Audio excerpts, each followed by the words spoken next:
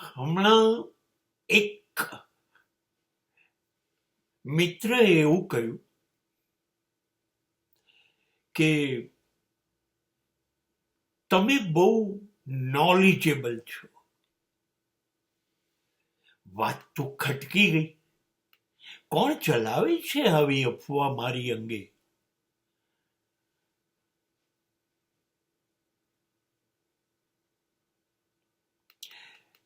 કેમ કે આપણે ત્યાં નોલેજ શબ્દનો આપણે અર્થ જ ખોટો કર્યો.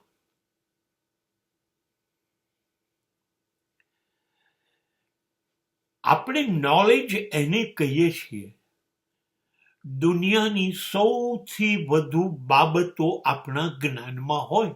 કોઈ કંઈ પણ વાત કાઢે અને આપણે કહી દઈએ હા મને ખબર છે. આ નોલેજ દુનિયા માને છે કે હા તમે નોલેજેબલ છો. પણ મેં એક બહુ સુંદર વાક્ય વાંચ્યું હતું.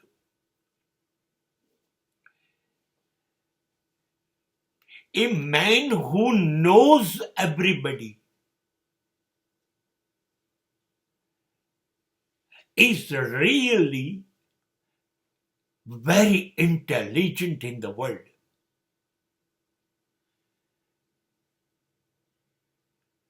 જે માણસ બીજા બધાને અથવા બીજું બધું જ ઓળખી જાય, જાણી લે,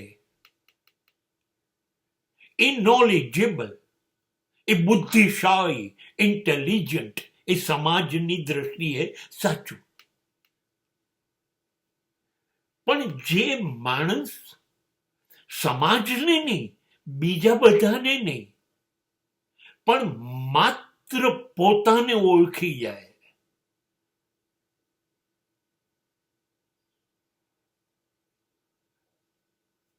એ જ્ઞાની. જ્ઞાન બહારથી નથી આવતું. સ્વયંને ઓળખવું હોય તો બહારની આંખો બંધ કરવી પડે.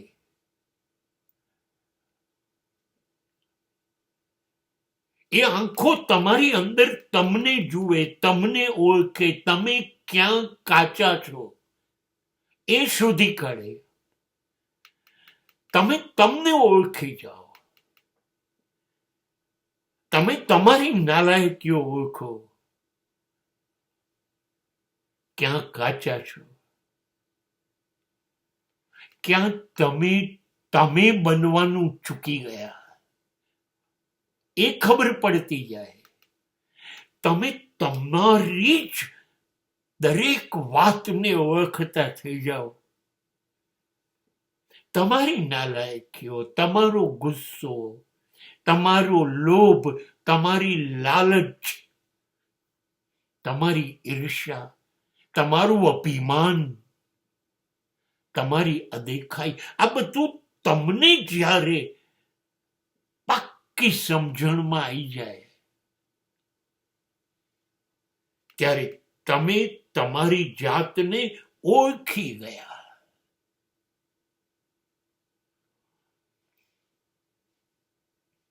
અને એ ઓળખતા ઓળખતા ખબર પડે કે હું જેને ઓળખી ગયો એ હું નથી. એ શરીર જો હું હોત તો બાળપણમાં હોત, યુવાનીમાં હોત, એવું તરો તાજા વૃદ્ધત્વમાં ન હોત. મતલબ મને મારું શરીર પણ ઓળખાયું નહીં, મારા બાળપણના વિચારો ના ઓળખાયા, યુવાનીના જુદા થઈ ગયા, વૃદ્ધત્વના જુદા થઈ ગયા, તો મારું મન પણ ના ઓળખાયું. એટલે કદાચ હું કહું કે હું no, I am not body, I am not mind. તો હું નથી મન, નથી હું મારું શરીર, એ સિવાય હું શું છું?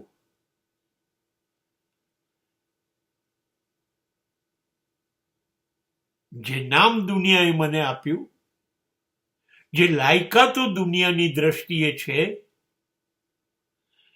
જે જાતિ આપી, જે ધર્મ આપ્યો, જે સંસ્કાર આપ્યું, એ તો આ મન અને શરીરને આ દુનિયાએ આપ્યું હતું. એ તો હું છું નહીં, કેમ કે એ તો સતત બદલાતું રહે છે. અને જે દિવસે બાળી દેશો ત્યારે રાખ થશે, દાટી દેશો તો જમીન થશે. તો હું તો છું નહીં. તો રાખ થયો કે માટી થયો, એ સિવાય કંઈક છું, એ શોધી શકું. એ શું છું?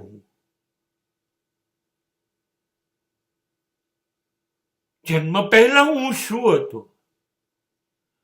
મૃત્યુ પછી હું શું હઈશ? જન્મ પહેલા મારા કોણ હતા? મૃત્યુ પછી મારું કોણ હશે? આ ઓળખી જવું તો હું જ્ઞાની, નહીતર હું બુદ્ધિશાળી, જેને દુનિયાભરની સમજ પડે છે.